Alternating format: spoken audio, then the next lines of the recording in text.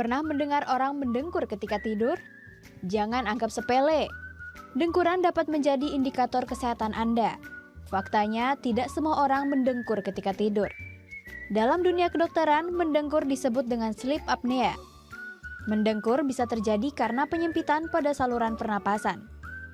Penyempitan inilah yang menyebabkan otot pernapasan, lidah, dan tenggorokan melemah, sehingga suara dengkuran pun terjadi. Penyebab lainnya karena adanya benjolan pada tenggorokan akibat kegemukan atau penyakit tertentu. Dengkuran dapat menyebabkan penyebaran oksigen terhambat.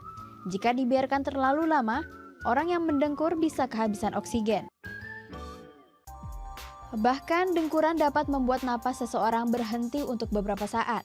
Bila hal ini terjadi, dengkuran masuk dalam kategori berbahaya. Saat napas berhenti akibat dengkuran, jantung akan bekerja keras memompa darah untuk menyebarkan oksigen. Otak juga bekerja ekstra untuk membuat si pendengkur tersadar dari tidurnya. Apabila dengkuran seseorang terdengar semakin keras, sebaiknya kita membangunkan orang tersebut. Jika tidak, dalam jangka panjang nantinya si pendengkur dapat terkena penyakit jantung koroner, hipertensi, diabetes, kanker, dan juga stroke. Suara dengkuran bisa berfungsi layaknya alarm tanda bahaya bagi kesehatan Anda. Bahkan, resiko yang dialami pendengkur lebih besar dari perokok. Wah, menakutkan ya! Para pendengkur mengalami penebalan arteri karotis yang lebih besar daripada perokok.